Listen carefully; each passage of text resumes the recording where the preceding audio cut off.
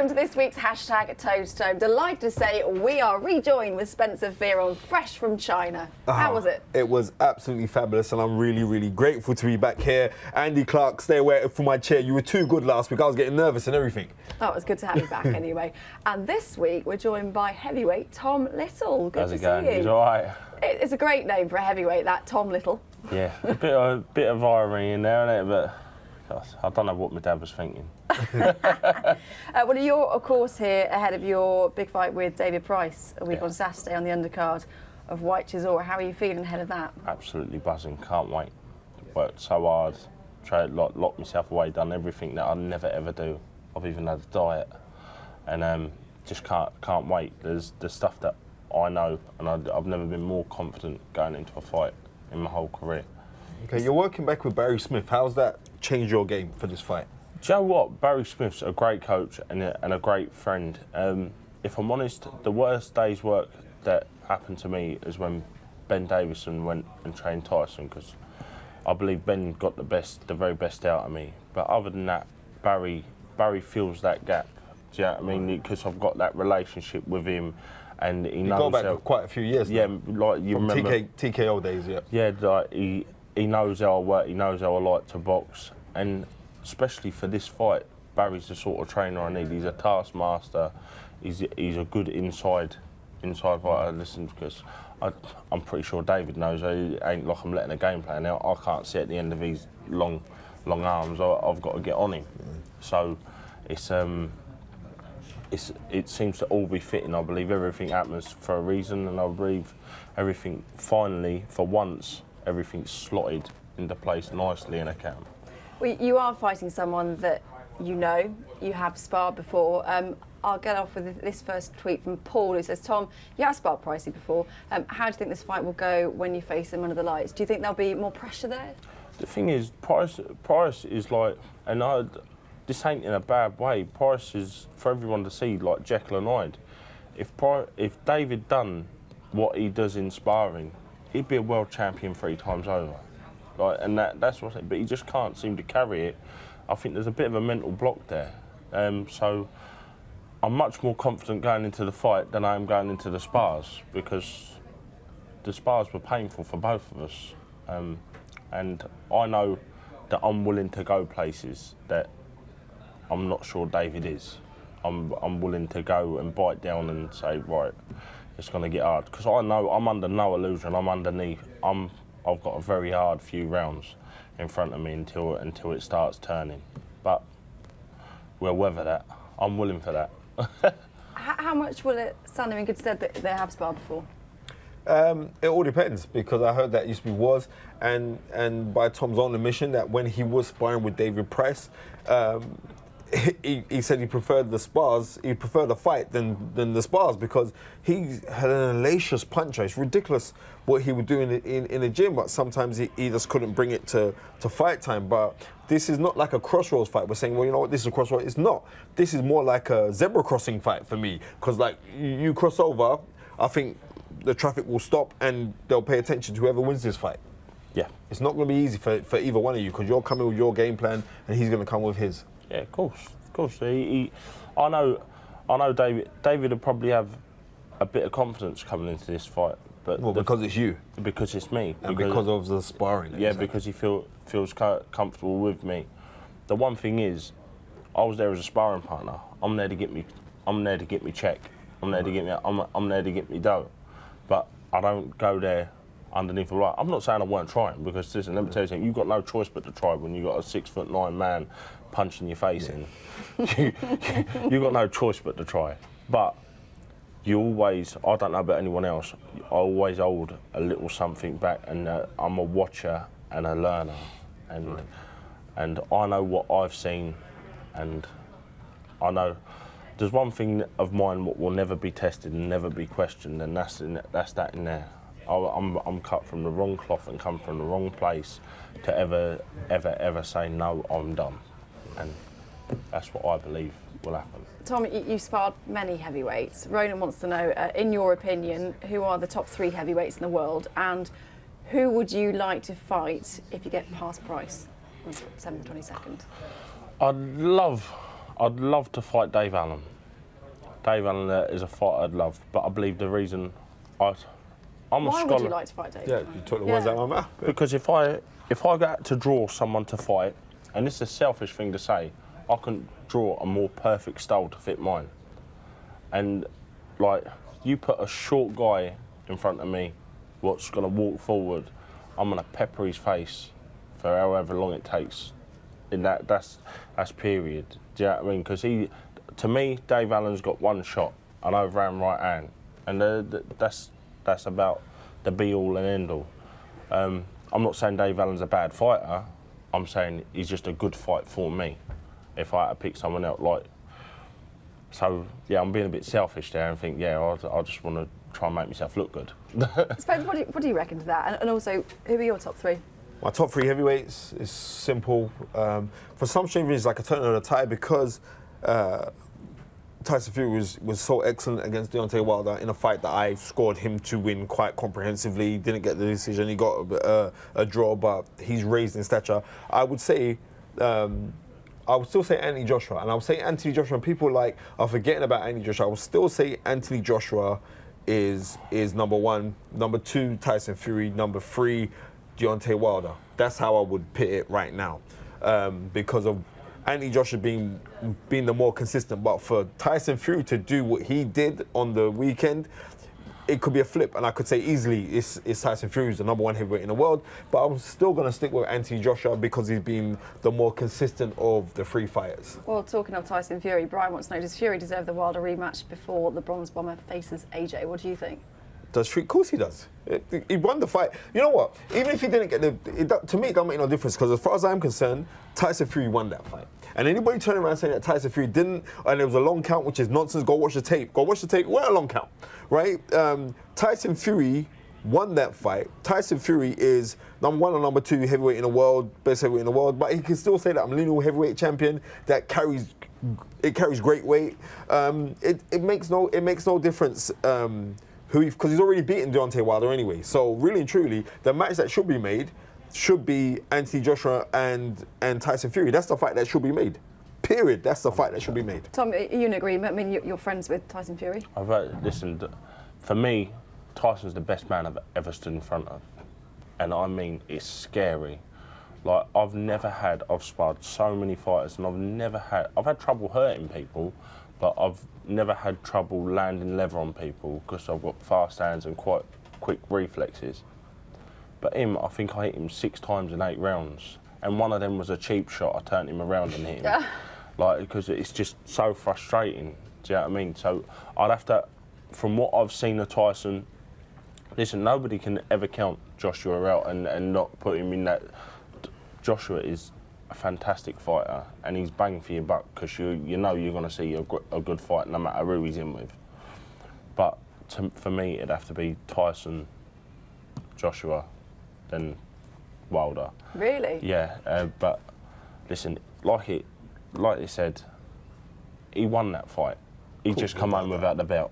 Yeah. That's it. But listen, I think the controversy around it has done Tyson more good. It's got everyone talking about him again as well, hasn't it? So I think it ain't done his pride no good, but it's done the fact that like the public love him and the public want to see him, and the public are finally seeing the Tyson that's really Tyson, and not someone that's got to try and be this outspoken character almost, to try and land these big fights. He's getting he's getting what's rightfully his. You know what I mean? So I think the perfect fight to make sense is the 2 best heavyweights in the world, of a lot of people's opinion, are from the same country. Fill a stadium and have it. Yeah. And leave Beyonce to freeze in the cold somewhere, isn't it? I feel like it's easier to say who haven't you sparred in the heavyweights. You sparred both Whyte and Chisora, of course. They are the main events on December 22nd. Thomas wants to know, does Whyte have the edge over Chisora as he's continually improved and been involved in riskier fights? Do you know what? This is a hard one. Have you sparred with both of them? Yeah, I've sparred them. I was in the same. It's easier to say who hasn't sparred. I was in the camp with Derek. Like me and him had the same trainer. Don. So this is hard, not out of respect for Derek, but out of respect for Don. Do you know what I mean? I don't really want to say anything bad about his guy, but I thought Derek edged the first fight, and I'm an always honest and truthful person. But when you look at the last performances, I'd have to give Whyte the edge. With this, he looks like the much more, Polished. more polished article. Derek is what Derek is. Derek ain't gonna change. He ain't changed. But I've got to play devil's advocate. I saw David Hay on Monday, and he was talking about we're going to see a whole new Derek Chisora. Apparently, he's been more disciplined, and I know that's been an issue in the past. So, could we be underestimating? No, I don't think Dillian Whyte's underestimating Derek Chisora. Because if you look, and was it Lamar Scott who works with Dillian? They were saying the same thing. Like, we know that Derek's training for us. We know that he's serious. We know that he's up. And you have to. I've been watching. I've been pleasantly surprised and seeing how Derek has performed in how he's training right now and everything else. This guy, seriously, he is looking Joe Frazier-esque. Like, like when Joe Frazier went in to fight Ali in 75 in the last fight, he knew that it was all or nothing. And this is where Derek Chisora knows it's all or nothing. And I'm speaking to many good heads in the game, and they're telling me like Derek Chisora is going to win, and they're neutral guys who are saying Derek Chisora is going to win. I'm going for Dillian Whyte because I think that he's beating the better opponents. He's boxing a bit better now. But you know what's going to happen? Come fight night, their game plans are going out the window, and you know it's World War III again. This was going to happen. And we can't wait. Yeah, I know. Listen, the thing is, people were going on about the best performance for Dillian Whyte is the Joseph Parker fight. Yeah. Because, listen, I witnessed Derek smash Brown to bits in the build-up, and it was bad. It was quite bad. So I can't really say too much about that. But for me, the Takam fight was a good fight for Derek, but without being too harsh, he pulled a shot out, and that was it. Do you know what I mean? He pulled one out. It don't matter how you win by an inch or by a mile, but he found that shot. If he didn't find that shot, what would the result have been? That's the only way I'm looking at it. Listen, I just wish the both of them the very best of luck. Go out there, get the job done, give everybody what they're paying for, and made a bet. I'm pals with both of them. I talk to both of them. I'm not like bosom buddies with both of them, but I'll get on with them both. You know what I mean? So listen, go have your fight, win, go home to your families. That's it. Winner wins, loser. You make it sound so simple. Yeah, that's it. That's what it is. So that is a week on Saturday. Let's just rewind to the weekend, because someone that said they had a great camp was, of course, Kell Brook. And it was a bit more of a laboured fight than we were expecting. I think that's fair to say. Steve says, does Kell Brook deserve more credit for his victory at the weekend? And Michael Zarafa had never lost at super welterweight, and it was only Brook's second fight in 18 months. What did you make of it? I looked at it. Do you know what? I'm such a paranoid person. I automatically looked, that's a sprat to catch a mackerel. He's purposely gone out and looked terrible, but been made look more terrible by an awkward opponent. I don't think he wanted to set the world on fire to try and draw Khan in.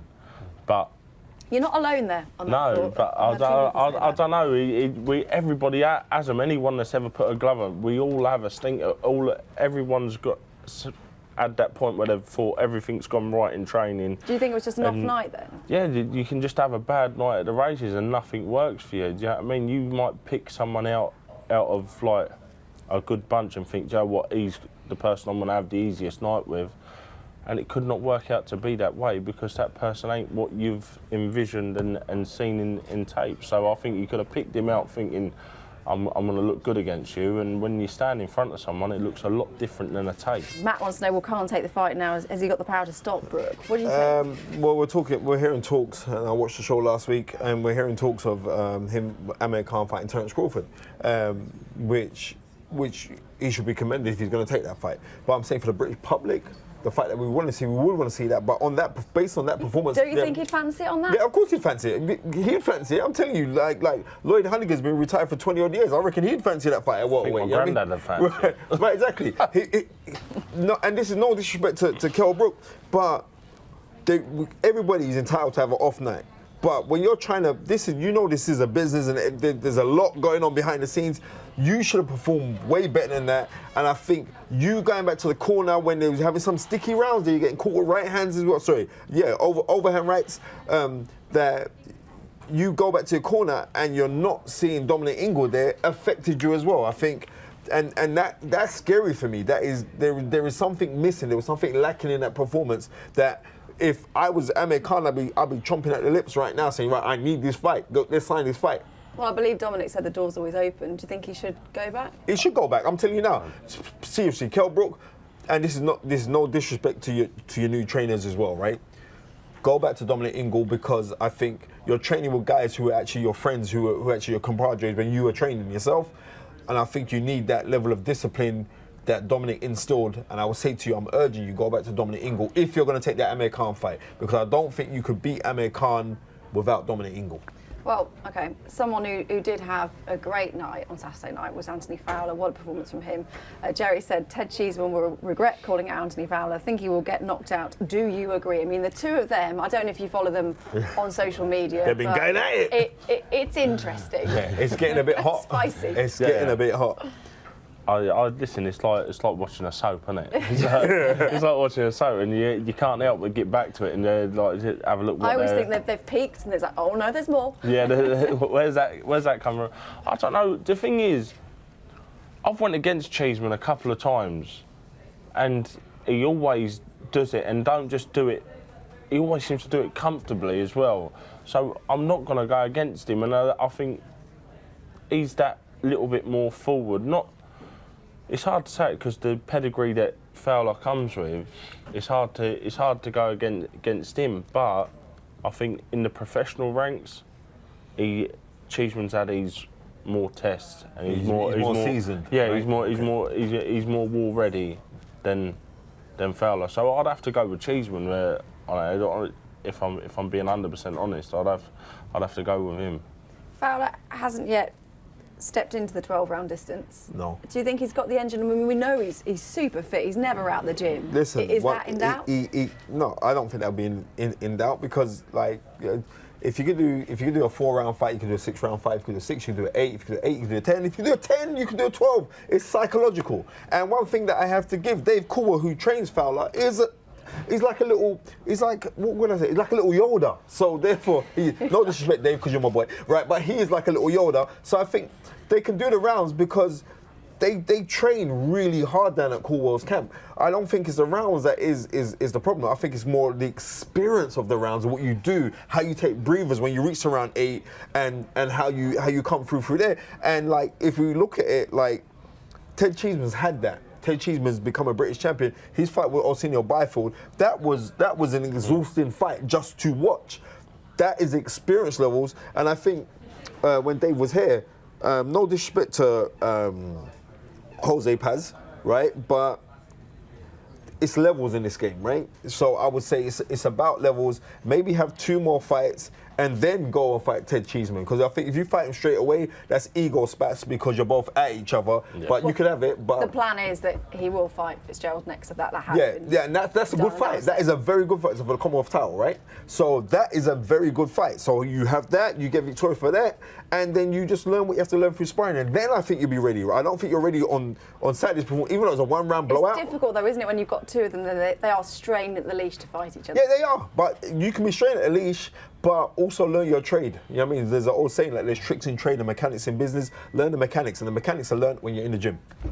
Well, that has been insightful. Great. Tom, thank you very much for joining us. We'll be hearing more from you on the podcast, which of course, don't forget, you can download on iTunes later on.